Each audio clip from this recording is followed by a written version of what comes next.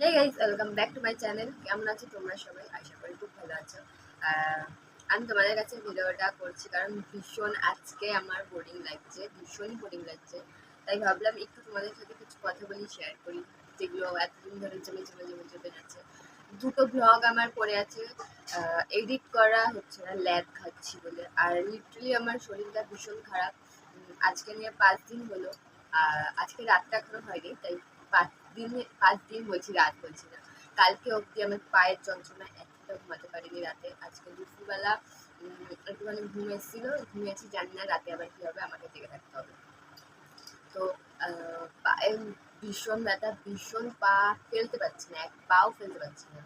আর শরীরটা তো ব্যথার জন্য ভীষণ উইক, জ্বর আসছে মাঝে মাঝে, ভিতর ভিতর জ্বর হচ্ছে। তো ভিডিও করেছি, ওটাকে এডিট করতে পারছি না, ক্লিপগুলো সাজিয়ে রেখে দিয়েছি যে যখন একটু ভালো লাগবে এডিট করে পোস্ট করবো। বাট এটা ভাবতে ভাবতে এক সপ্তাহখানিক হয়ে গেছে, এখনো সেটা করে উঠতে আমি পারিনি। এবার বলি যে আমার পায়ে ব্যথাটা কিসের জন্য হয়েছে। প্রচন্ড মাথা গরম হয়ে গেছিল। এবার পাটা না আমি নিচে বাড়ি মেরেছি, নিচে বাড়ি মারার ফলে পাটা আমার এরকম পড়েনি, এরকম পড়েছে, গোড়ালিটা যেটা নিয়ে আছে, গোড়ালিটা এরকম ভাবে পড়েছে দিয়ে। তার তখন থেকে বিশাল যন্ত্রণা হচ্ছিল। আমি তখন রাগের মাথায় ছিলাম বলে যন্ত্রণাটা ফিল করতে পারিনি। যেই রাতটা কমেছে সেদিন রাত থেকেই আমি ঘুমাতে পারছি না, সেদিন রাত থেকে বিশাল ভীষণ ভীষণ পরিমাণে যন্ত্রণা হচ্ছে।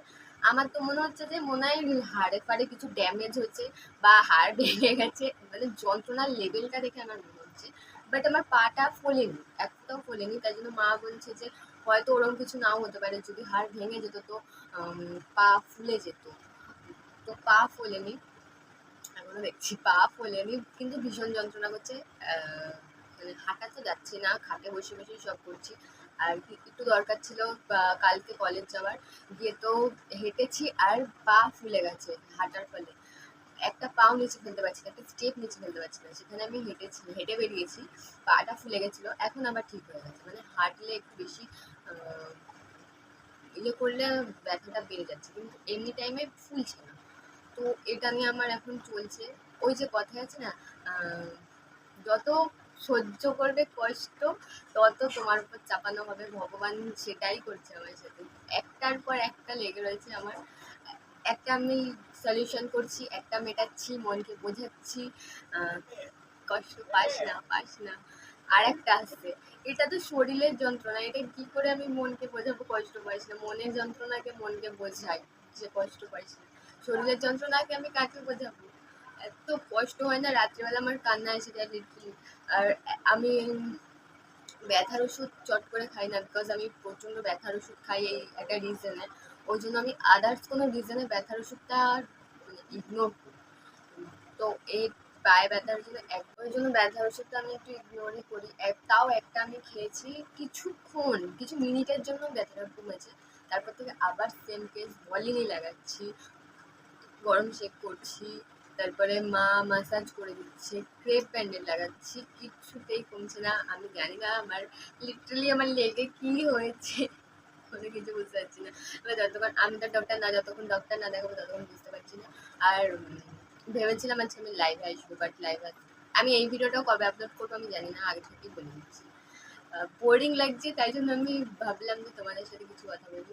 আর লাইভে আসতে আমার একদমই ভালো লাগে না। আমি যতবার লাইভে আসি তোমাদেরকে বলেছি আমার লাইভে আসতে একদম ভালো লাগে না, খুব বোরিং লাগে লাইভে। তাই একটু কথা বলার জন্য আমি একটু ভিডিও স্টার্ট করে দিয়েছি। তো আর বেশি বকবক করবো না, আমার সত্যি শরীরটা খুবই খারাপ এখনো পর্যন্ত। এইমাত্র ঘুম থেকে উঠলাম, দুটো ব্লগ রয়েছে আমার নো এডিট করা। আর এই ভিডিওটাও কবে আসবে আমি জানি না। আমি চেষ্টা করবো পোস্ট করার, বাট শরীরটা এত খারাপ না, কথাই বলতে পারি না। তারপরে নানা রকম প্রবলেম আছে শরীরের মধ্যে, অনেক অনেক অনেক। শরীরে প্রবলেম, মনে প্রবলেম, সব কিছু মেনে নিয়ে এখন হচ্ছে আমার লেগে প্রবলেম, ব্যথা। কদিন ধরে আমি শুয়েই আছি। যাই হোক, আর বেশি বকবক করবো না। তোমরা সবাই ভালো থেকো, আর আমি ভালো থাকার চেষ্টা করছি। আর দেখা যাক এটা কতদিন চলে। সবাইকে টাটা, বাই, ভালো থেকো। আর চেষ্টা করছি ব্লগ আপলোড করার, যে ব্লগটা এখন আমার ফোনে পড়ে আছে জ্ঞান। সবাইকে টাটা।